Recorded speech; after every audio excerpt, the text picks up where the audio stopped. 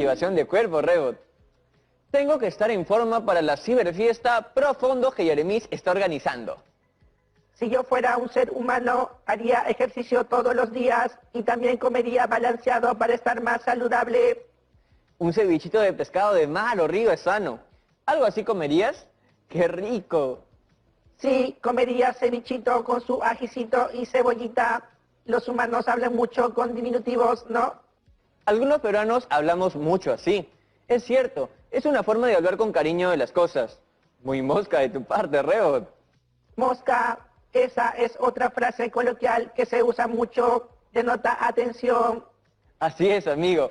Cada vez aprendes más cosas sobre los humanos, pero hay algunas que no son dignas de imitar, como la violencia contra la mujer. Actualmente es un problema que aqueja a muchas sociedades, como la nuestra. ¿Desde cuándo fue así? Buena pregunta. ¿Habrá sido distinto en la época del virreinato, por ejemplo? Sería bueno saberlo, porque mientras menos se conoce sobre la historia, más está condenada o condenado a repetirla. Y los seres humanos siempre pueden mejorar y evolucionar, tal y como hice yo hace poco. Bien dicho, colega. A ver, atención en casa. En esta experiencia tendrás el gran reto de argumentar en un texto cómo fue el trato a las mujeres en el Perú colonial. Allí incluirás tu reflexión sobre qué cambios y permanencias encuentras en el trato a la mujer en el Perú de esa época y en el de ahora. Esta experiencia de aprendizaje la desarrollaremos este y los 3 siguientes programas de Ciencias Sociales.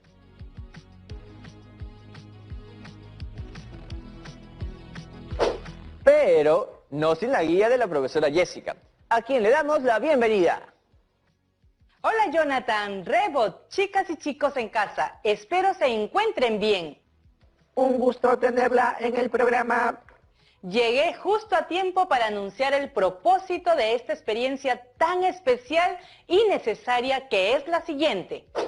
Construye una explicación sobre el trato a la mujer en el orden colonial hispanoamericano entre los siglos XVII y XVIII a partir del análisis de diversas fuentes, mencionando coincidencias y contradicciones. Distingue entre las diversas causas y consecuencias, considerando el contexto histórico, así como explica los cambios y permanencias respecto de la actualidad.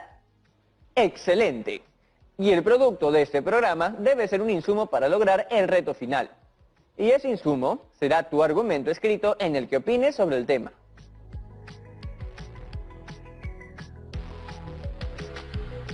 Muy bien, comencemos con esta ilustración y leamos su texto. Esta ilustración, a la que llamaremos Fuente A, del cronista Guamán Poma de Ayala, nos muestra una pareja castellana, considerada modelo a imitar en la etapa colonial del Perú.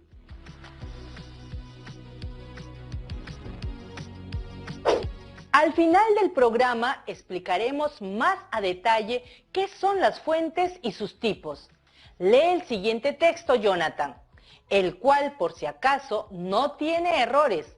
Esa era la forma de escribir de la época y el autor. A ver, fuente B. Y los hombres y mujeres medianos de buen talle y rostro, ojo grande, animosos, sabios y letrados, siempre con su entendimiento sirve a Dios y a su majestad. Ha de ser de pocas barbas y la mujer, ojo grande y boca chica. La plantilla de los pies de 4 puntos, cintura de hormiga.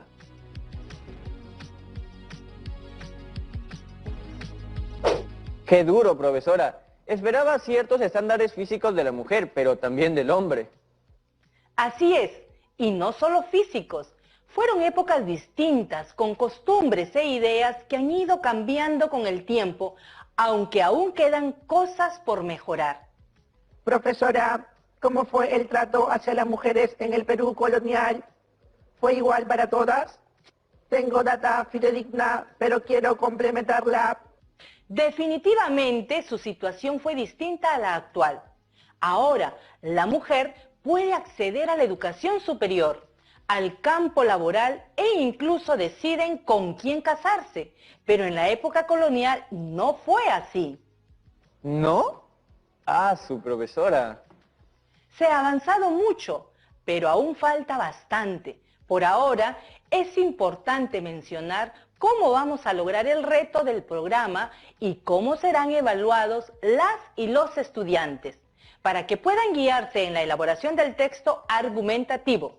Para esto, deben tomar en cuenta los siguientes criterios de evaluación. Primero, analizar diversas fuentes mencionando coincidencias y contradicciones. 2. Distinguir entre las diversas causas y consecuencias considerando el contexto histórico. 3. Explicar los cambios y permanencias respecto a la actualidad.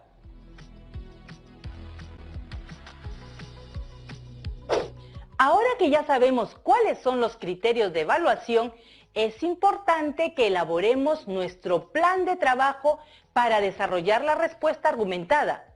Por lo tanto, iremos respondiendo a las siguientes preguntas. ¿Qué debo hacer para lograr el reto?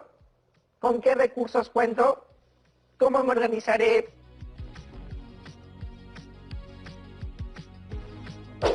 En primer lugar, haremos referencia a que tenemos como recursos las fuentes primarias y secundarias.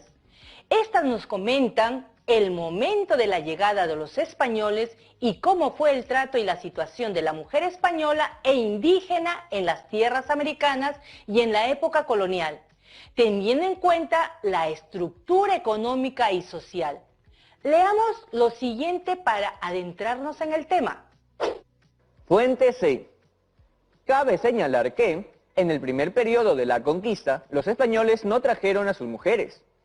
Solo cuando el poder estuvo consolidado, llegaron en calidad de esposas, hijas y hermanas. Habitaron en casas con ventanas enrejadas y patios interiores resguardados con puertas de pesadas cerraduras, que las protegían del mundo exterior y que reflejaban la concepción patriarcal y feudal de la familia. Las mujeres españolas, sometidas a la potestad paterna, eran entregadas por el padre al futuro esposo. 2 actos constituían el matrimonio: los esponsales, que era un contrato firmado por el padre y el futuro esposo con entrega de la correspondiente dote de la novia, y la boda religiosa.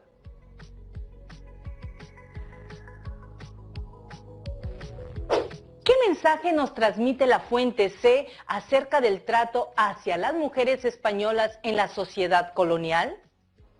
Por lo leído en la fuente, los padres y futuros esposos sometían a su dominio a las mujeres, velando por su economía en la administración de la dote. Pero, ¿qué era la dote? Mis archivos históricos digitales señalan que era el conjunto de bienes que los padres de las mujeres aportaban al convento o daban como aporte al matrimonio. Correcto, Rebot. Acabamos de hablar de las mujeres españolas. Ahora toca hablar del rol de las mujeres indígenas en la colonia. Antes, ¿vamos a la pausa? Por supuesto, vamos. Con todo esto que estamos leyendo, me siento raro por preocuparme tanto por verme físicamente bien en la ciberfiesta que está organizando Yaremis. ¿Las chicas también sentirán esa presión de cumplir ciertos estándares para otras personas, como lo exigían en la época del virreinato? Amigas y amigos, ya regresamos con Aprende en Casa.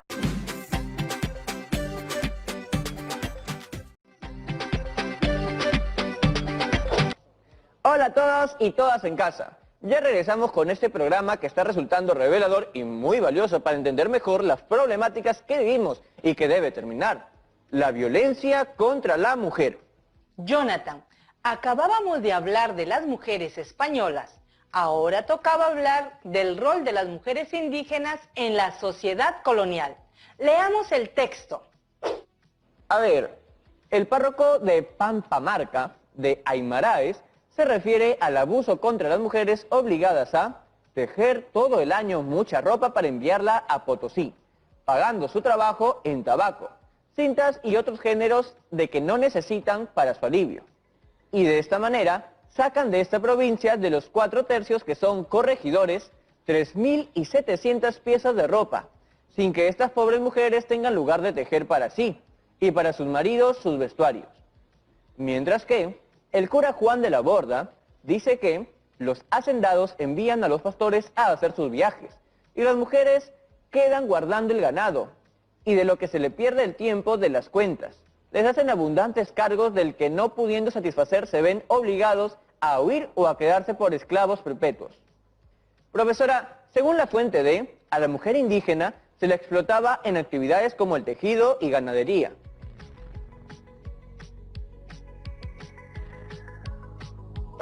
¡Qué injusticia! Es parte de nuestra historia, Rebot, y como mencionaron antes, es casi nuestro deber conocerla. A ver, después de la comprensión de las fuentes secundarias, ¿consideran que presentan coincidencias o contradicciones? Todas las fuentes tienen como eje central explicar el trato a la mujer en la sociedad colonial. Sin embargo, la fuente A y C coinciden en retratar a las mujeres europeas respecto a su vestimenta y comportamiento en la sociedad, pues la mujer de esa época debía estar a la tutela del esposo. Interesante y cierto, pero me pregunto, ¿cuáles son las razones por las que las mujeres siempre debían estar a la tutela del esposo, padre o consejero? En la fuente E encontramos las razones que la Iglesia alegaba para justificar la fragilidad que representaban las mujeres en la época colonial. Leamos. Los conquistadores españoles eran tributarios de una tradición en la que el estatus de la naturaleza femenina era discutible. Las autoridades religiosas habían argumentado la inferioridad de las mujeres. Esa concepción la encontramos a lo largo de toda la tradición occidental. Estas eran particularmente proclives al mal y débiles frente a las tentaciones, la que las hacía fáciles vehículos de las obras del demonio.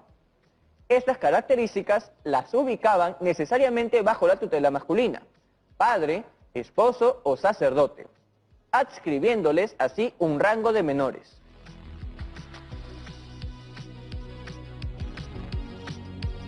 El paso de época prehispánica a una época colonial determina cambios y permanencias. Por ejemplo, se cambian las estructuras sociales y hay predominio de actividades económicas, entre otras. Por otro lado, se mantienen algunas tradiciones. Ahora intentaremos ver si hay o no variaciones en la situación de la mujer indígena. Profesora, ¿se daba educación a las mujeres en la sociedad virreinal? Sí, los conventos eran espacios donde recibían educación, pero los objetivos de esta eran muy distintos a los actuales. Fuente F. Objetivo de la educación colonial. La educación dirigida hacia las mujeres tenía un solo objetivo: convertirlas en mejores esposas y mejores madres, abnegadas, sumisas, débiles, pero también bellas y seductoras. Factor importante en la representación de la mujer destinada al deleite masculino. La fuente G complementa esto. Leamos. Fuente G. Imagen de la mujer en la colonia. La imagen de la mujer en la colonia fue una creación de los hombres, intelectuales, educadores y directores espirituales. Le señalaron que era lo propio de su mundo y cuáles eran los códigos del comportamiento femenino.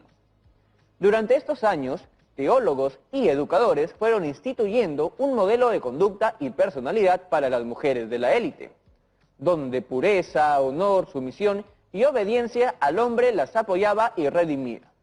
Honor como principio del modelo cultural hispano, que a lo largo de la colonia fue cambiando, adquiriendo plasticidad con las costumbres y hábitos peninsulares trasladados al ámbito indiano.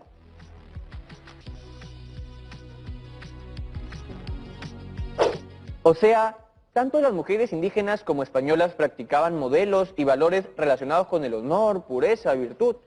Pero, ¿dónde adquirían dichos conocimientos o valores? Las mujeres tenían dos opciones para educarse: o bien se podían quedar en casa o iban a los conventos. Correcto, Rebot. Por eso existían 3 tipos de escuelas dirigidas a diferentes tipos de público femenino, las cuales eran promovidas por las órdenes religiosas y profesores particulares con licencia previa del virrey. Había escuelas de primeras letras, centros de recogimiento para niños de bajos recursos y escuelas particulares. Entonces, podemos decir que las mujeres accedieron a una educación, pero no como la actual, ¿no? En esa época solo se priorizaban cursos como costura, religión, dibujo, repostería, urbanidad y caligrafía. Estas habilidades contribuían con los roles designados en la época. Efectivamente, los conventos eran espacios donde impartían educación, pero también tenemos las diferentes casas de recogimiento en el Virreinato del Perú.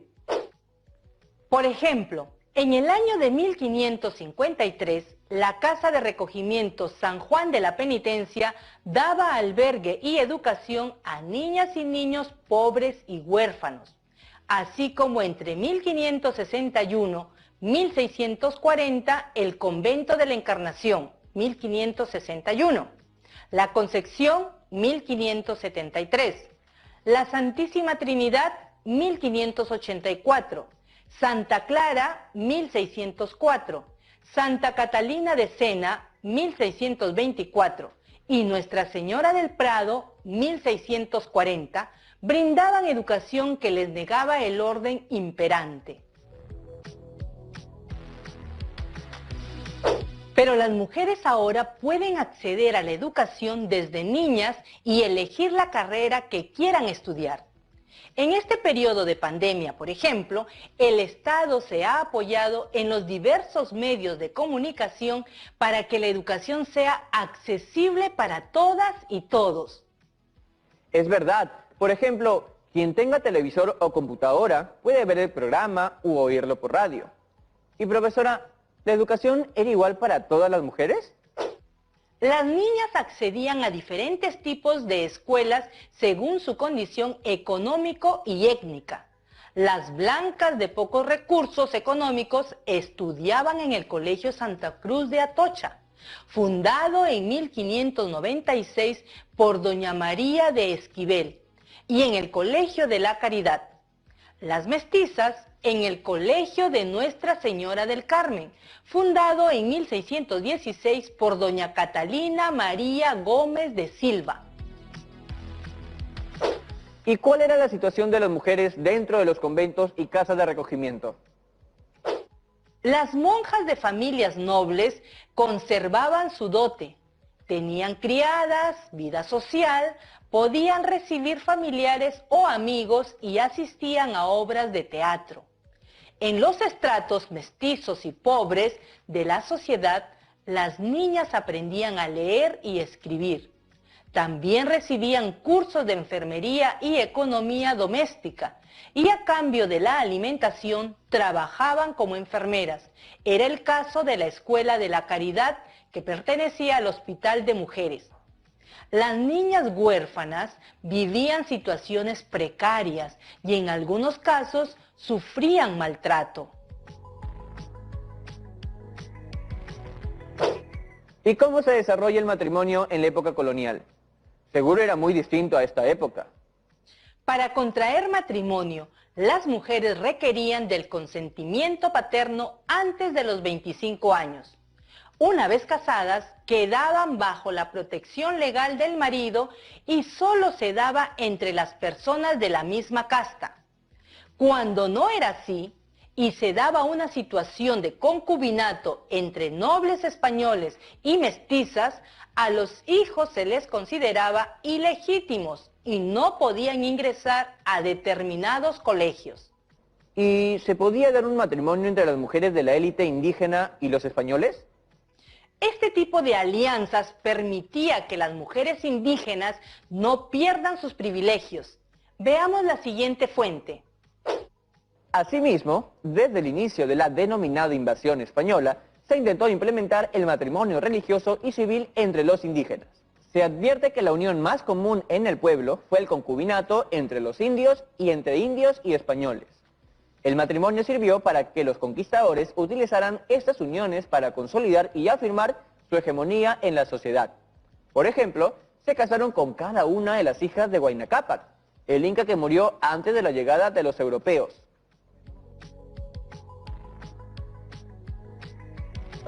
Así hemos analizado la situación de la mujer española e indígena en función al matrimonio y a la educación en el siglo XVII y XVIII. En el siglo XXI, la situación ha evolucionado, pues la misma Constitución de nuestro país, en el artículo 2, inciso 2, menciona que todas las personas somos iguales ante la ley. Eso me gusta. Hombres y mujeres pueden acceder a la educación pública o privada. En la educación superior, deciden la carrera que desean estudiar. Profesora, en el transcurso del programa se han proyectado una serie de fuentes históricas. ¿Qué son exactamente? Estas constituyen la materia prima de la historia. Comprenden todos los documentos, testimonios u objetos que nos informan sobre los hechos del pasado. Hay dos tipos de fuentes. Las primarias son las que se han elaborado prácticamente al mismo tiempo que los acontecimientos que queremos conocer. Llegan sin ser transformadas por ninguna persona, es decir, tal y como fueron hechas en su momento, sin ninguna modificación posterior. Pueden ser testimonios, cartas, fotografías, restos, etc. Fuentes secundarias. Las secundarias se denominan también historiográficas y pueden ser libros, monografías, artículos científicos, etc. y se elaboran a partir de las fuentes primarias.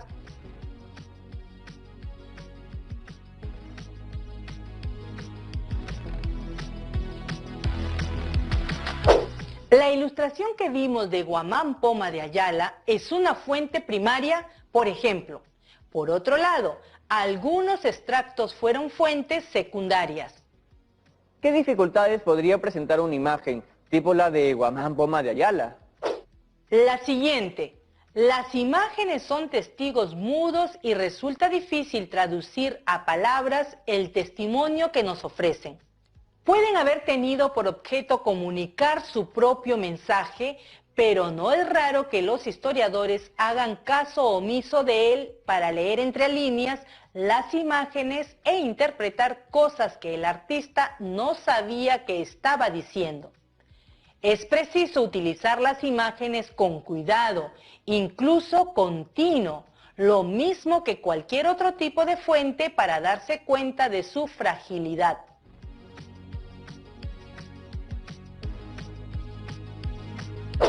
Muy bien, el día de hoy hemos aprendido a analizar la situación de la mujer en el Perú, en el ámbito educativo y del matrimonio, en la sociedad colonial del siglo XVII y XVIII, con el fin de desarrollar nuestro reto. Las siguientes preguntas te ayudarán a resolver dicho reto. ¿Qué postura se asume frente a la pregunta sobre cómo fue el trato a las mujeres en el Perú colonial? ¿Y cuáles son los posibles argumentos que determinan tu postura? Recuerden en casa que la postura es la posición que asume cada quien que la argumentará. Por ejemplo, una postura podría ser: considero que el trato a la mujer fue cruel. Esa persona tendría que argumentar con fuentes por qué fue cruel. Si por el contrario considera que el trato a la mujer fue adecuado, debe asimismo sustentar con argumentos basado en fuentes.